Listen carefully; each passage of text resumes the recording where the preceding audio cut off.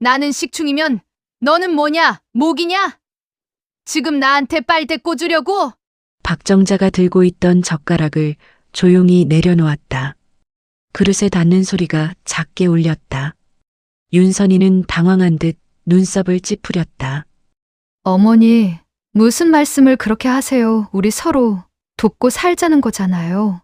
박정자는 멈춰선 채 천천히 고개를 들었다. 돕고 살자고? 목소리는 낮았지만 단단했다.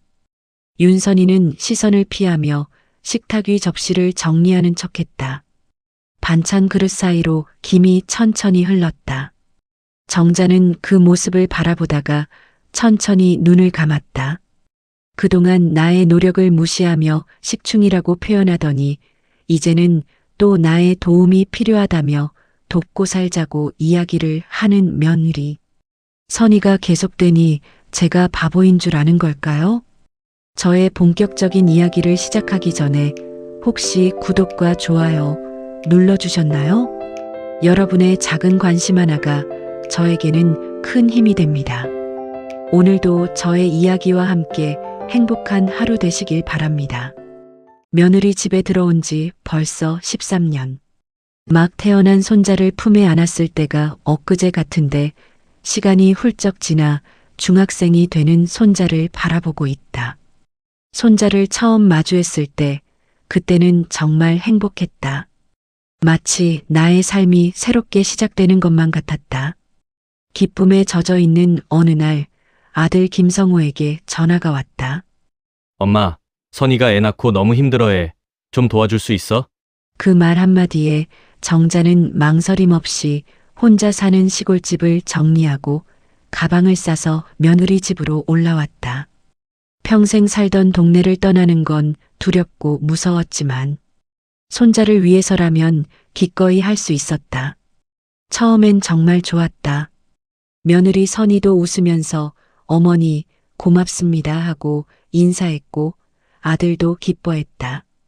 손자 김준이는 내 품이 편안한지 안아주기만 하면 잠이 들었다.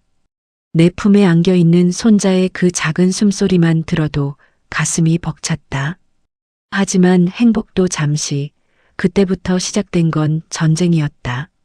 아이 체온이 오를까봐 밤새 이마를 짚어보았고 잠든 얼굴 곁에서 숨소리를 세며 새벽을 넘기는 것이 일상이었다.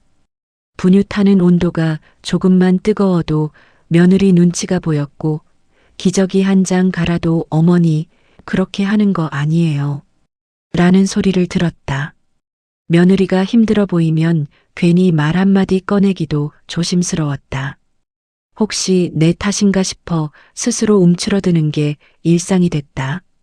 손자가 5살 되던 해부터는 더 심해졌다.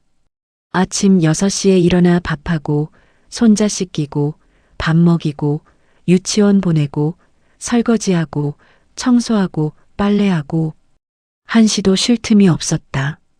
손자를 데리러 가고 간식 챙기고 씻기고 재우고 저녁 준비하고 하루가 어떻게 가는지도 모를 정도였다.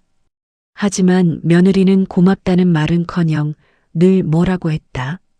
어머니, 준이 옷 왜 이렇게 입혔어요? 추운데 어머니가 준이한테 또 과자 주셨죠? 제가 안 된다고 했잖아요. 어머니, 밥이 너무 짜요. 준이 먹을 생각 좀 하세요. 정자가 뭘 해도 틀렸다고 지적을 했고 뭘 하지 않아도 문제 삼았었다. 그때 침묵을 깨며 며느리 윤선이가 입을 열었다. 어머니, 아시죠? 준이 이제 중학생 되면 학원비가 얼마나 드는지. 정자는 눈을 뜨고 고개를 들어 며느리를 바라보았다. 수학, 영어, 과학 한 달에 150만 원은 기본이에요. 거기다 교재비, 교통비까지 하면 200만 원이 넘어요. 윤선이는 한숨을 쉬며 말을 이었다. 그래서 저희가 어머니 생활비까지 감당하는 건 솔직히 어렵거든요. 오히려 어머니가 생활비를 좀 보태주셔야 하는 거 아닌가요? 순간 정자의 손이 멈췄다. 윤선이는 말을 멈추지 않았다. 나가는 돈이 한두 푼도 아닌데 어머니는 계속 집에만 계시니까 식비도 배로 들고 세금도 배로 나오니 저희는 너무 부담이지 않겠어요? 어머니도 양심이 있으시면 돈을 보태셔야죠. 식충이도 아니고. 정자는 며느리를 멍하니 바라봤다. 13년 동안 혼자서 손자 키우고 밥하고 빨래하고 청소하고 가정부처럼 그렇게 살아온 대가가 이거였나? 그리고 이제는 식충이 취급을 하며 나가서 일까지 하라고?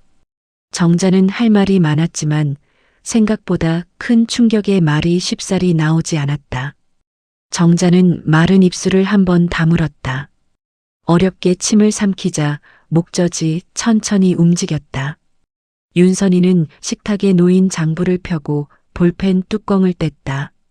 딸깍 하는 소리가 부엌을 울렸다. 자, 어머니도 보세요. 선이는 장부를 정자 앞으로 돌려 보여주며 밀었다. 학원비, 생활비, 교통비, 식비, 공과금. 그리고 맨 마지막 줄에 작게 적힌 글씨. 어머니 생활비 분담 50만 원. 정자는 그 글자를 조용히 오래 바라보았다. 머리 위 주방등 불빛이 차갑게 반사되어 눈이 시렸다. 50만 원이면 충분히 부담할 수 있잖아요. 며느리 윤선이는 담담하고 차갑게 말했다.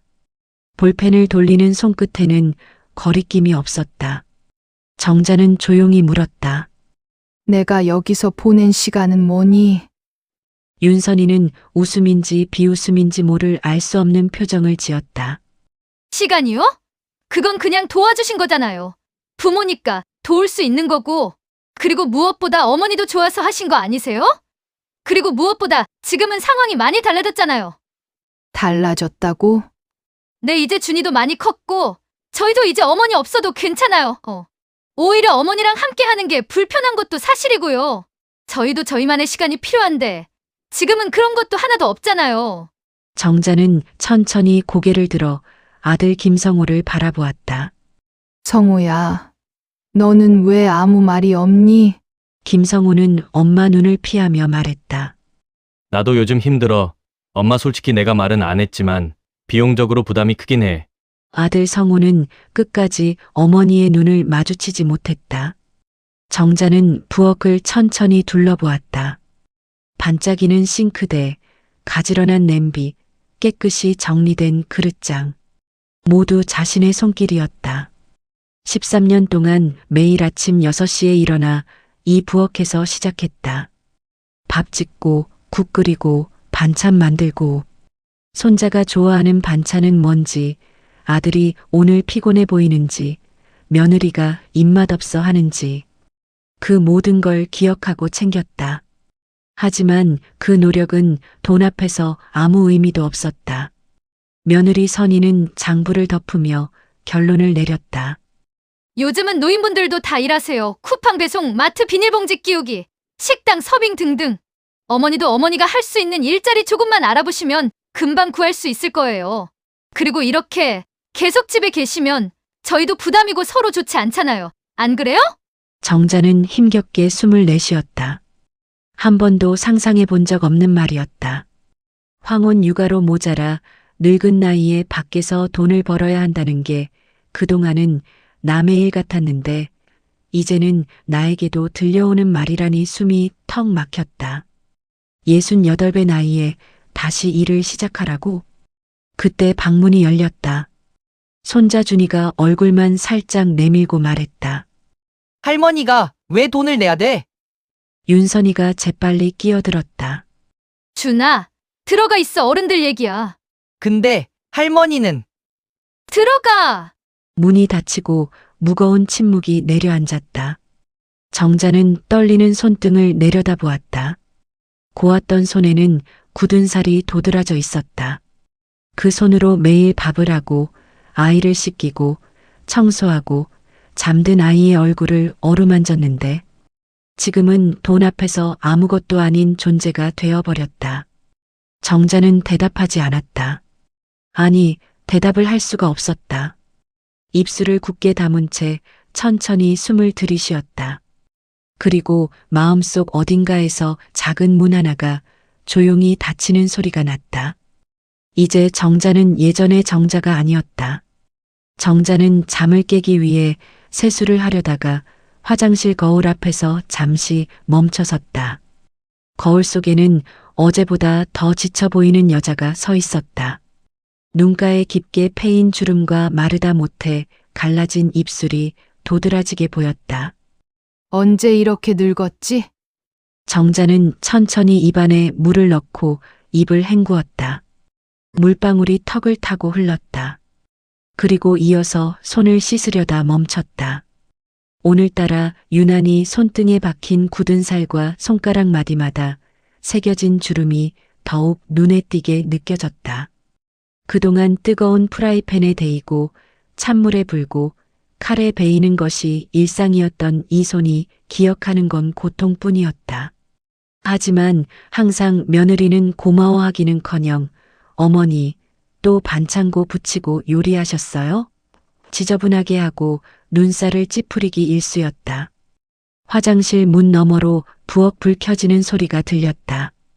그리고 곧바로 며느리 윤선이의 목소리가 이어졌다. 어머니, 어디 계세요? 시간이 몇 시인데? 밥 아직이에요? 정자는 천천히 부엌으로 나왔다. 어머니, 그리고 어제 저녁에 말씀드린 거 잊으신 건 아니죠? 답 다 하시면 일 꼭 알아보세요. 그리고 앞으로 일하셔야 하니까 밥은 전날, 저녁에 미리 해두시면 좋을 것 같아요. 친절한 척하는 말투였지만 속내는 뻔했다. 정자는 앞치마를 허리에 두르다가 며느리의 이야기를 듣고 다시 앞치마의 끈을 천천히 풀었다. 13년 동안 매일 아침 맨 처음 한 일이 이 앞치마를 두르는 거였다. 그리고 그 앞치마는 밤 11시가 넘어서야 벗을 수 있었다. 이 앞치마는 정자의 상징이었다. 이 집에서 밥하는 사람, 청소하는 사람, 돌보는 사람을 나타내는 상징이었다. 하지만 오늘은 달랐다. 정자는 싱크대 옆 거리에 앞치마를 걸었다. 윤선이가 다가왔다. 어머니, 앞치마를 왜 벗으세요? 밥 안 하세요? 정자는 짧게 말했다. 오늘부터 네가 해라. 정자의 말이 끝나자 순간 정적이 흘렀다. 윤선이의 얼굴이 굳었다. 네, 그게 무슨 말씀이세요? 저보고 하라니요? 저 준이 학교 보내고 회사 가야 해서 바빠요. 누구보다 잘 아시면서. 나도 바빠. 뭐가 바쁘신데요? 일자리 알아봐야지. 윤선이는 어이없다는 표정을 지었다. 그렇긴 한데 그건 나중에 하셔도 되잖아요. 일단 밥은 해놓으셔야죠. 방에 있던 아들 김성호가 문을 열고 나왔다. 엄마, 아침부터 또 왜 그래? 괜히 분위기 이상하게 만들지 마시고. 정자는 아들의 말을 끊으며 조용히 말했다. 내가 이상하게 만든 거 아니잖아. 그 말은 더 이상 억울함 섞인 변명이 아니었다. 담담한 사실이었다. 정자는 외투를 챙겨 문을 나섰다. 어머니, 어디 가세요? 밥은요? 윤선이의 목소리가 등 뒤에서 들렸지만 정자는 돌아보지 않았다. 처음으로 아무 말 없이 집을 빠져나왔다. 계단을 내려가는데 다리가 후들거렸다. 난간을 붙잡고 한 계단 한 계단 천천히 내려갔다. 계단 통로에 겨울찬 공기가 스며들었다. 그 공기가 오히려 숨통을 틔워줬다. 정자는 아파트 단지를 벗어나며 지갑을 확인했다. 장이라도 보러 가야지. 사실 장이 목적은 아니었다. 그냥 나와야 할 것 같았다. 집 안에 있으면 숨이 막힐 것 같았다. 근처 시장으로 향하는 길, 평소보다 더디게 걸었다. 돌아가도 반가운 얼굴은 없을 테니 급할 게 없었다. 시장 입구에 들어서자 익숙한 냄새가 코를 찔렀다. 생선 굽는 냄새, 떡 지는 냄새, 김치 냄새가 밀려왔다. 정자는 천천히 시장 골목을 걸었다. 채소가게 아주머니가 배추를 다듬고 있었다. 정자와 비슷한 나이로 보였다. 언니, 배추 한 포기에 얼마예요? 8,000원. 어휴, 비싸네요. 요즘 다 이래요. 날씨가 추워서. 정자는 배추를 만져보다가 그냥 지나쳤다. 이제 밥 안 해도 되니까 살 필요가 없었다.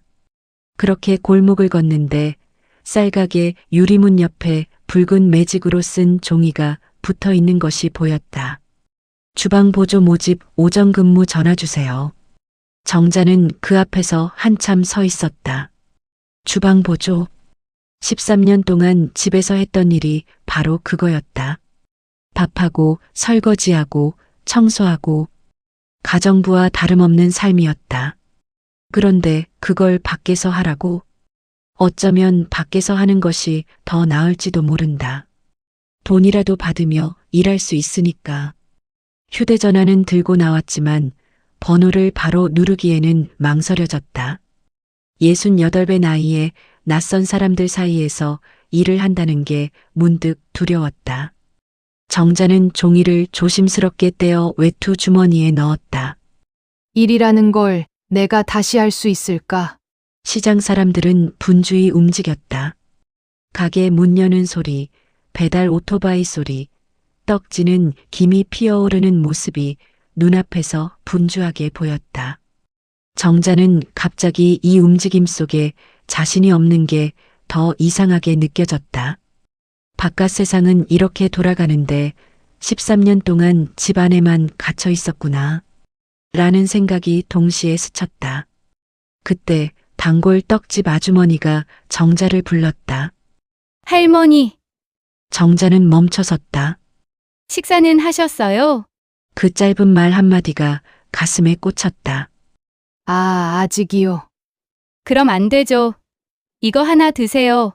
방금 사서 아주 따뜻해요. 떡집 아주머니가 호떡 하나를 건넸다. 아니에요. 괜찮아요. 그냥 드세요. 아침도 안 드셨는데 어떡해요. 따뜻한 호떡을 받아들었다. 손에서 김이 모락모락 올라왔다. 정자는 그 호떡을 손에 쥔 채 한참을 서 있었다. 나를 잘 알지도 못하는 남이 내 식사 여부를 물어보고 챙기는데 정작 13년을 함께 산 가족은 내가 밥을 먹었는지조차 중요하지 않는다는 게 회의감이 들었다. 호떡을 한 입 베어 물자 달콤한 맛이 입안에 퍼졌지만 눈가는 뜨거워졌다. 고맙습니다. 정자는 떡집 아주머니에게 고개를 숙이고 호떡을 천천히 씹었다. 언제 이런 걸 먹어봤나 싶었다. 집에서는 늘 남들 먹일 것만 챙기느라 정작 자신은 남은 반찬으로 때우는 것이 일상이었다. 정자는 호떡을 천천히 씹으며 시장을 빠져나왔다. 아파트로 돌아오는 길, 손은 얼어붙어 있었지만 가슴 안은 묘하게 따뜻했다. 현관문을 열기 직전 정자는 잠시 멈춰섰다. 문틈 사이로 아들의 장기침 소리가 들렸다. 정자는 외투 주머니 속 종이를 만졌다. 떨림은 있었지만 눈빛만큼은 단단했다. 그 순간 문 안에서 며느리의 목소리가 들렸다. 어머니도 생각이 있으시면 일자리 구하시겠지. 그렇게까지 말했는데 설마 안 구하겠어? 그리고 솔직히 빨리 나갔으면 좋겠어. 같이 사는 것도 하루 이틀이지 너무 불편하잖아. 조금만 참아. 엄마도 어른인데 설마 그런 말을 듣고도 가만히 계시겠어? 이번 달에 보너스 나온다고 하니까 우리 가족끼리 기분 전환할 겸 여행이나 한번 다녀오자. 어때? 어머니 빼고 말하는 거 맞지? 당연하지. 그 말은 정자의 가슴 깊은 곳 어딘가를 차갑게 베었다. 우리 가족. 아들 부부가 말하는 그 우리 가족에는 나는 포함되어 있지 않았다. 정자는 손에 쥔 종이를 바라보며 작게 중얼거렸다. 그래, 나도 내 몫을 살아야겠지. 하지만 그 말에는 단순히 일자리를 찾겠다는 뜻만이 아니었다. 앞으로 어떤 일이 펼쳐질지 정자도 그 누구도 몰랐지만 분명한 건 정자의 결심이 이 집의 운명을 흔들 거라는 것이었다. 소리가 잠잠해지자 정자는 현관문을 조용히 열고 들어섰다. 거실은 어두웠고 불도 꺼져 있었다. 신발을 벗고 거실로 들어서니 거실 테이블에 시선이 멈췄다. 어지럽게 펼쳐진 서류 뭉치와 장부, 계산기가 보였다. 정자는 조심스레 다가가 떨리는 손으로 문서를 한 장씩 넘겼다. 대출 연체고지서, 카드사 채권 안내, 투자 손실 보고, 그리고 마지막 장에 보이는 연대보증인 박정자. 글씨를 보는 순간 정자의 몸에서 힘이 빠져나갔다. 내 이름이 왜 여기에? 그 순간 작년 가을이 떠올랐다. 아들이 말했다. 엄마, 요즘 내가 너무 힘들어서 생활이 빠듯한데 준이 학원은 보내야 하잖아. 그래서 준이 학원비 대출 받으려는데 형식상 보증인이 필요하대. 그냥 이름만 올리면 되니까 여기 도장 좀 찍어줘. 손자 교육을 위한 일이라고 해서 의심 없이 도장을 찍었다. 그런데 손자 학원비가 아니라 투자에 필요한 거였구나. 정자는 종이에 적힌 숫자를 읽었다. 대출금 1억 원, 카드 채무 8,500만 원, 투자 손실 3억 원, 합계 4억 8,500만 원. 그리고 그 모든 빚의 연대 보증인이 자신이었다. 서류가 정자 손 안에서 구겨졌다. 그때 조용했던 방 안에서 낮은 목소리가 들렸다. 이번 달까지만 버티면 돼. 아들 성우의 목소리였다. 며느리 윤선이가 말했다. 버티긴 뭘 버텨. 어머니까지 같이 살면 절대 못 막아. 그래도 어떡해. 이미 다 쓴 돈인데.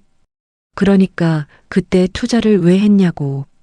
정자는 그 소리들을 듣다가 앞에 있는 서류들을 재빨리 외투 속에 넣었다. 엄마 땅 문서 어디 있는지 알아봐야 해. 그건 이미 팔고 올라왔을 거 아냐. 아니, 안 팔았을 수도 있어. 그때 급하게 올라왔잖아. 정자는 입술을 깨물었다. 아들이 말하는 땅은 시골집 땅이었다.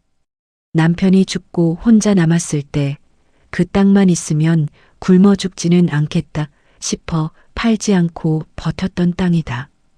그 땅은 남편과 함께 고추도 심고 상추도 가꾸던 땅이었다. 이제는 그 땅까지 넘보는구나. 정자는 컵에 물을 따라 한 모금 마셨다. 목이 타들어갔다. 그때 방문이 열렸다. 아들 성우가 나왔다. 살짝 당황하는 것 같았지만 이내 태연하게 말을 했다. 엄마, 언제 왔어? 이제 밥 먹어야 하는데 밥 안 해? 정자는 천천히 고개를 돌렸다. 표정은 평온했지만 눈빛은 단단했다. 내가 아까 말했잖아. 밥은 알아서 해 먹어라. 엄마, 엄마답지 않게 왜 그래? 무슨 일 있어? 없어. 정자는 조용히 방으로 들어가 문을 닫았다. 외투에서 구겨진 서류를 꺼내 펼쳤다. 4억 8,500만 원. 주방 보조로 한 달에 100만 원을 번다 해도 턱도 없는 돈이었다. 계산할 필요도 없었다. 68배 나이에 죽을 때까지 일해도 모자랄 돈이었다. 정자는 서랍을 열어 낡은 수첩을 꺼냈다. 시골 땅을 관리해주는 이웃집 번호가 보였다. 손가락이 번호를 누르려다가 멈췄다. 아직은 아니야. 정자는 외투 주머니에서 오늘 시장에서 떼어온 구인 광고를 꺼냈다. 주방 보조 모집 오전 근무 전화 주세요. 내일 아침 그곳에 전화를 걸 것이다. 그리고 그 다음은 정자는 창밖을 바라보았다. 어느새 어둠이 내려앉고 있었다. 방 밖에서 아들 부부의 숨죽인 말들이 들렸지만 정자의 귀에는 들리지 않았다. 정자는 작게 중얼거렸다. 13년 동안 이 집을 위해 살았는데 이제는 나를 위해 살아야지. 그 말에는 단순히 일자리를 찾겠다는 뜻만이 아니었다. 더 이상 당하고만 있지는 않을 것이라는 선언이었다. 정자는 천천히 눈을 감았다. 다음 날 아침 10시 정자는 만나분식 앞에 섰다. 면접 약속 시간이었다. 깊게 숨을 들이쉬고 문을 열었다. 안녕하세요. 어제 전화드린 사장이 정자를 위아래로 훑어보았다. 아, 네. 앉으세요. 면접이라기보다는 신문 같았다. 나이가 68이시라고요? 네.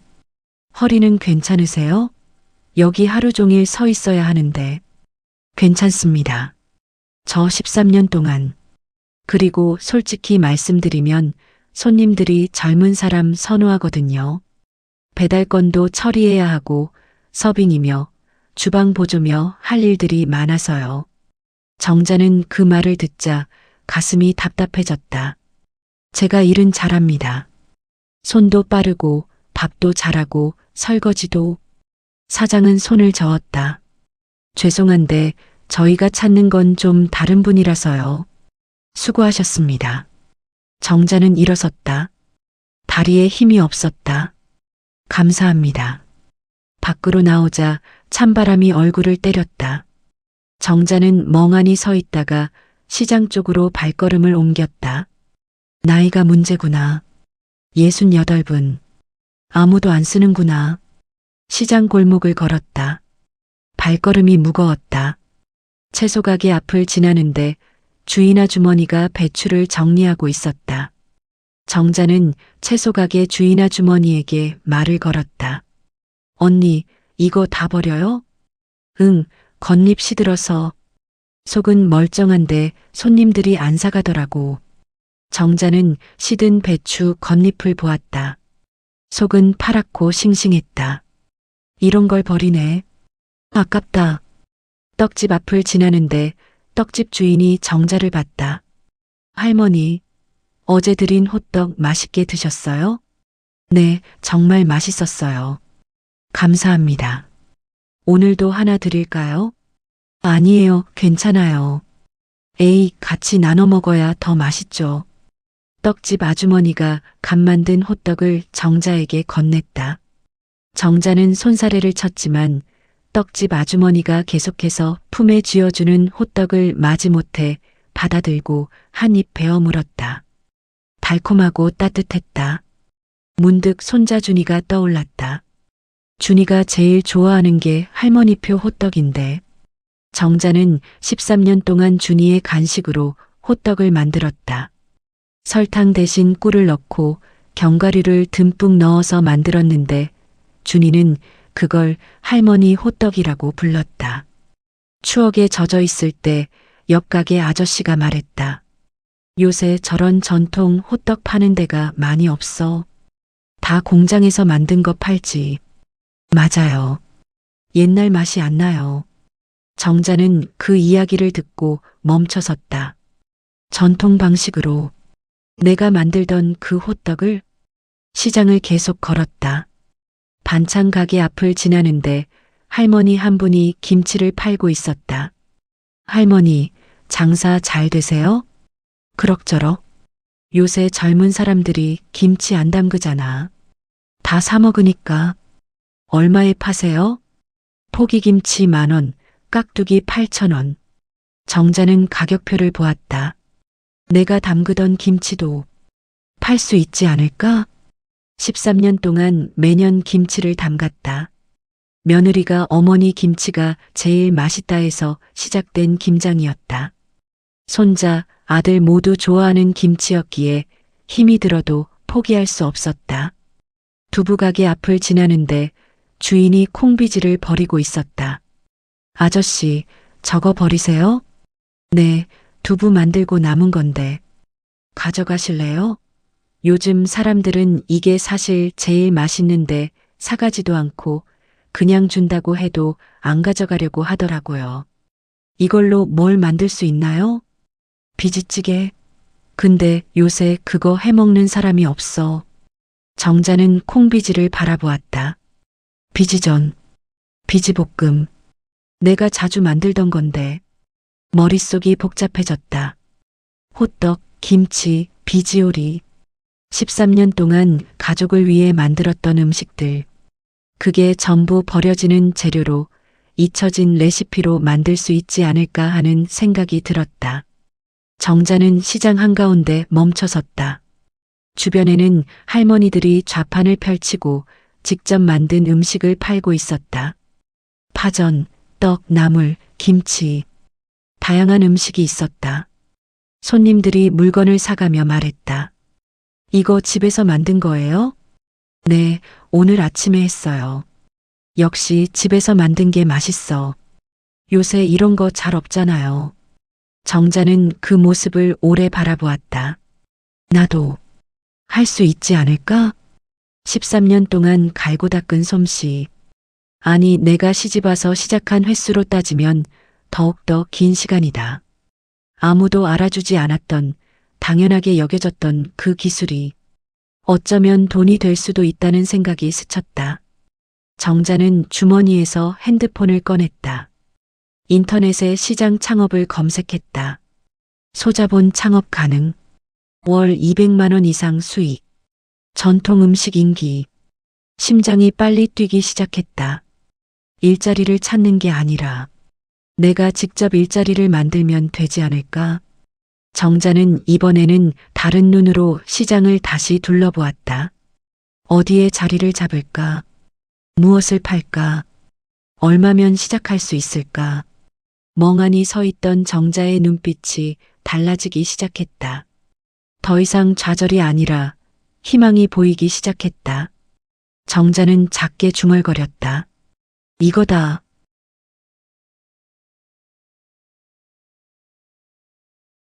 그동안 갈고 닦은 실력으로 나만의 것을 만드는 거야. 정자는 빠른 걸음으로 집으로 향했다. 다음 날 새벽 4시, 정자는 조용히 일어나 옷을 갈아입었다. 아무도 모르게 가방을 챙겨 조용히 집을 나섰다. 저녁 8시가 되어서야 정자가 돌아왔다. 며느리 윤선이가 거실에서 TV를 보다가 고개를 돌렸다. 어머니, 어디 다녀오세요? 이제 일 구하신 거예요? 응. 어디서 뭐 하시는데요? 식당. 그래서 월급은 얼마나 받으시는데요? 80만 원 정도. 윤선이는 코웃음을 쳤다. 80만 원이요? 그걸로 생활비 50 내면 남는 게 뭐가 있어요? 정자는 대답 없이 방으로 들어갔다. 그렇게 일주일이 지났다. 정자는 매일 새벽 4시에 나가서 저녁 8시에 돌아왔다. 윤선이는 매일 같은 질문을 했다. 어머니, 생활비는 언제 주실 거예요? 이번 달 말에 줄게. 진짜 주시는 거 맞죠? 안 그러면. 정자는 대답도 하지 않았다. 열흘째 되는 날, 손자 준이가 이상한 점을 눈치챘다. 할머니가 매일 새벽에 나가는 소리가 들리는데 식당이 새벽 4시에 출근하나? 하는 의문이 들었다. 궁금증을 참지 못한 준이는 토요일 새벽 할머니를 몰래 따라가기로 했다. 새벽 4시 반 정자가 현관문을 나섰다. 준이는 조용히 뒤를 따랐다. 버스를 타고 시장으로 향했다. 시장 구석골목 작은 가게 앞에서 정자가 멈춰섰다. 준이는 눈을 크게 떴다. 가게 위에 작은 간판이 붙어 있었다. 준이 할머니표 호떡? 정자는 열쇠로 문을 열고 안으로 들어갔다. 준이는 유리문 너머로 지켜봤다. 할머니가 앞치마를 두르고 밀가루 반죽을 치대고 호떡 소를 만들고 하나하나 구워내고 있었다. 가게 안작은 주방에서 호떡 굽는 냄새가 새어나왔다. 7시 할머니가 가게 문을 열었다. 준이는 천천히 문을 밀고 들어갔다. 할머니. 정자는 깜짝 놀라 돌아봤다. 준아, 너가 왜 여기에? 할머니 따라왔어. 근데 우리한테는 식당에서 일한다고 했잖아요. 준이는 가게 안을 둘러봤다. 작지만 깨끗한 주방, 호떡 굽는 기계, 포장 용기들이 보였다. 할머니, 이거 진짜 할머니 가게예요? 정자는 고개를 끄덕였다. 응. 혼자서 다 하신 거예요? 응. 보증금 200, 월세 40에 얻었어. 준이는 할머니를 꼭 안았다.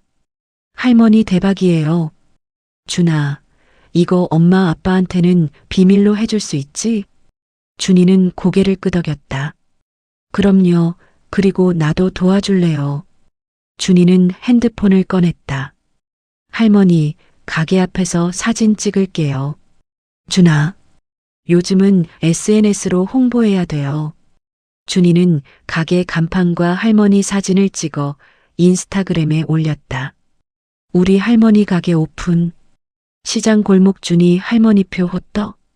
매일 오전 7시 영업. 2,000원 가성비 완전 갑. 해시태그 수제호떡, 해시태그 할머니표, 해시태그 시장 맛집, 해시태그 신상 맛집. 그리고 학교 단톡방, 동네 맘카페에도 공유했다.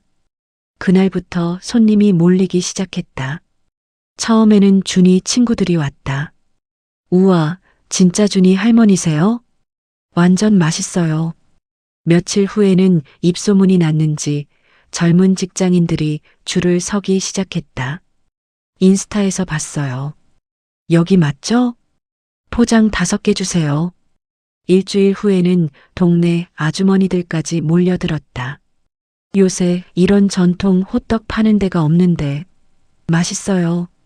정자는 매일 아침 100개, 150개씩 만들어 팔았다.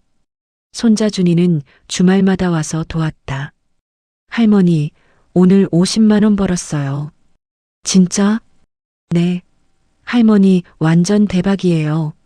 이러다 체인점 내시는 거 아니에요? 정자는 돈을 세며 웃었다. 한 달 만에 850만 원을 벌었다. 월세 빼고도 800만 원이 남았다. 한 달 후 월말. 정자가 저녁에 집에 돌아왔다. 윤선이가 거실에서 팔짱을 끼고 기다리고 있었다. 어머니, 오늘이 월말인데요. 약속한 생활비 주셔야죠. 정자는 가방에서 봉투를 꺼냈다. 안에는 200만 원이 들어 있었다. 정자는 봉투를 윤선이 앞 식탁에 던졌다. 여기 있다, 생활비. 윤선이는 봉투를 집어들며 눈이 커졌다. 이게 뭐예요? 정자는 윤선이를 똑바로 바라봤다. 네가 그렇게 말하던 생활비. 아니, 그리고 나 이제 이 집 가정부 안 할란다. 윤선이의 손이 멈췄다. 밥도 안 하고 청소도 안 하고 빨래도 안 해.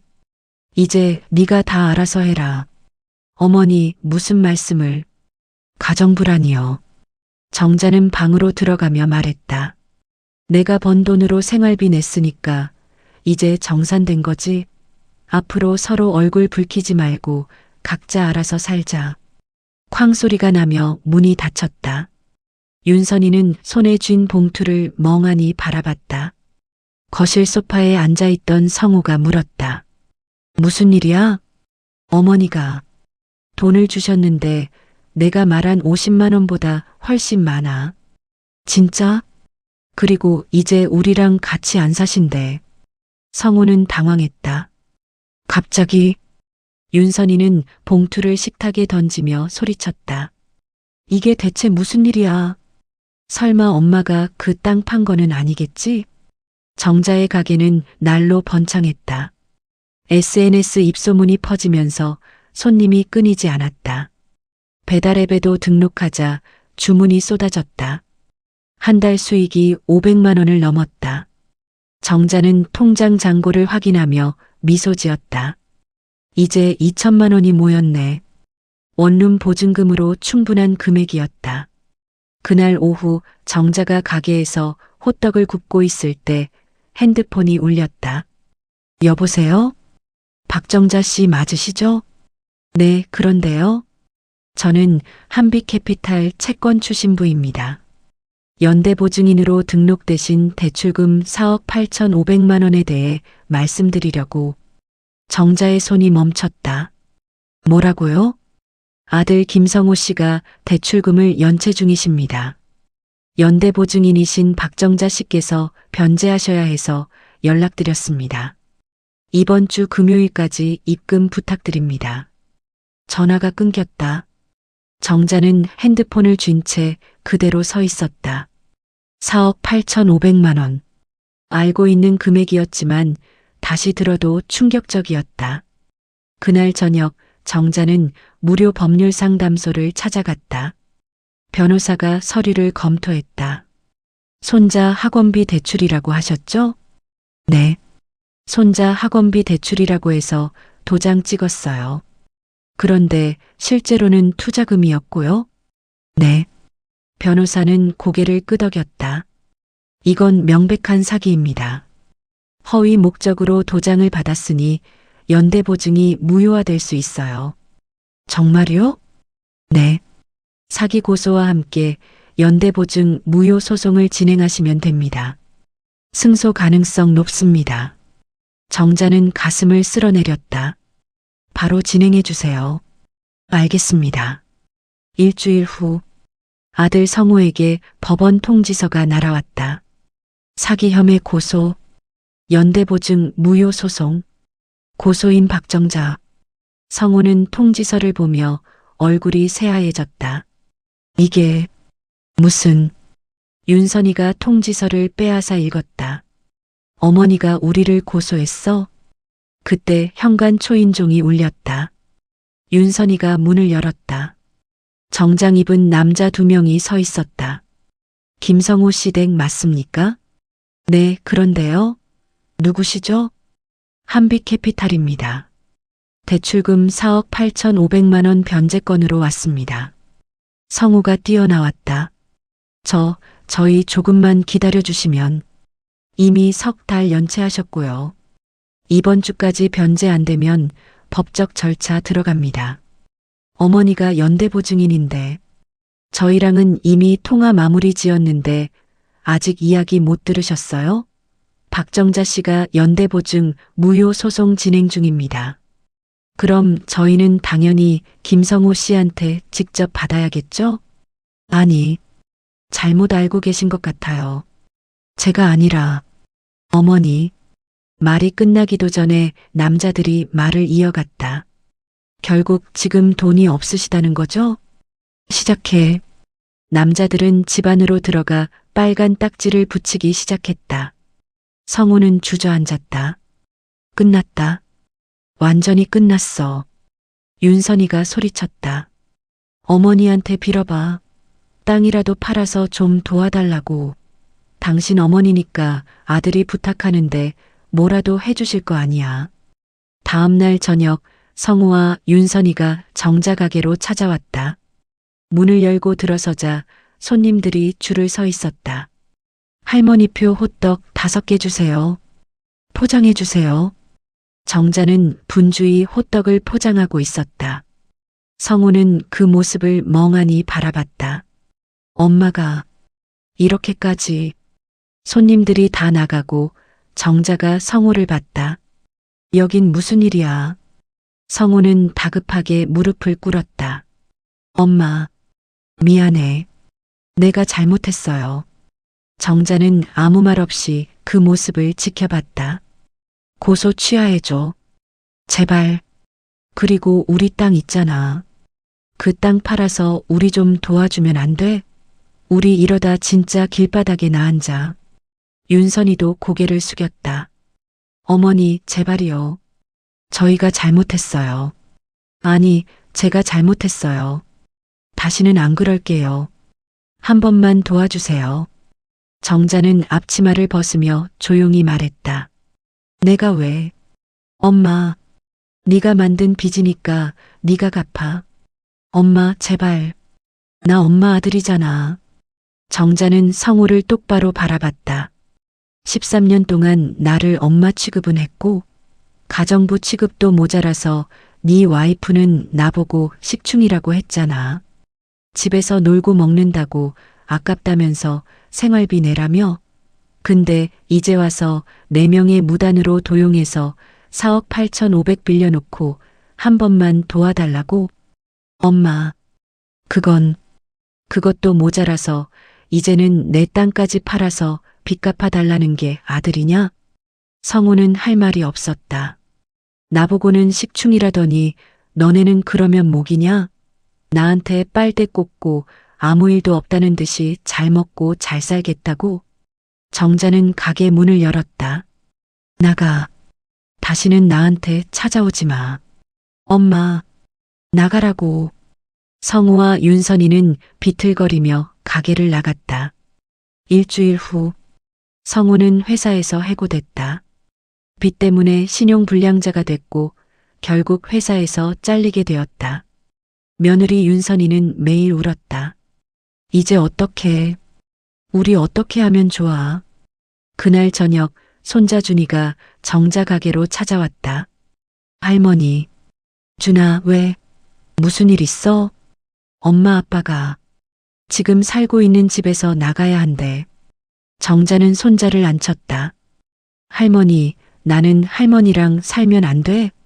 정자의 눈시울이 붉어졌다. 준아, 엄마 아빠는 맨날 싸우고 할머니 욕하고 나는 할머니가 제일 좋은데 할머니랑 살고 싶어. 정자는 손자를 꼭 안았다. 할머니도 준이랑 살고 싶어. 하지만 안 돼. 준이는 엄마 아빠랑 같이 있어야지. 왜? 아직은 준이가 어리잖아. 준이가 좀 더 크면 그때는 준이가 하고 싶은 대로 하자. 그때까지 기다려줄 수 있지? 준이는 눈물을 훔쳤다. 응. 다음 날 정자는 원룸 계약서에 도장을 찍었다. 보증금 500만 원, 월세 40만 원. 정자는 계약서를 가방에 넣으며 작게 웃었다. 이제 진짜 시작이었다. 1년 후, 정자는 새벽 5시에 눈을 떴다. 알람 없이도 저절로 눈이 떠지는 것이 이제는 습관이 됐다. 원룸 부엌에서 간단히 토스트와 우유로 아침을 먹고 가게로 향했다. 시장 골목 준이 할머니표 호떡 간판 아래. 정자는 열쇠로 문을 열고 불을 켰다. 익숙한 공간이었다. 1년 전과 똑같은 자리였지만 이제는 모든 게 달라 보였다. 반죽을 치대며 정자는 작게 웃었다. 작년 이맘때는 막 시작했을 때였지. 오전 10시. 가게 문을 열자마자 손님들이 줄을 섰다. 사장님, 오늘도 왔어요. 어서 오세요. 감사합니다.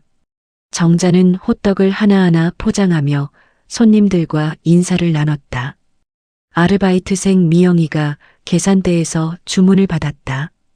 사장님, 배달 주문 10개 더 들어왔어요. 알았어.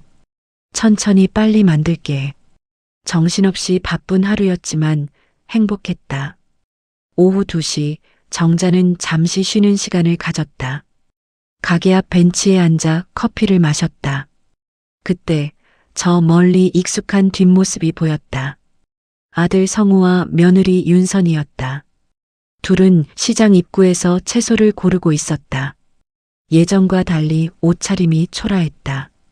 며느리 윤선이는 예전처럼 명품 가방 대신 낡은 에코백을 들고 있었다. 정자는 그 모습을 가만히 지켜봤다. 아들 성우가 고개를 돌려 정자가 앉아 있는 쪽을 봤다. 정자와 성우는 눈이 마주쳤다. 성우는 잠시 멈칫하더니 빠르게 고개를 숙이고 지나갔다. 정자는 미동 없이 커피를 한 모금 마셨다. 각자 잘 살아가는 거겠지. 더 이상 그들의 삶은 정자의 몫이 아니었다. 저녁 6시 가게 문을 닫았다.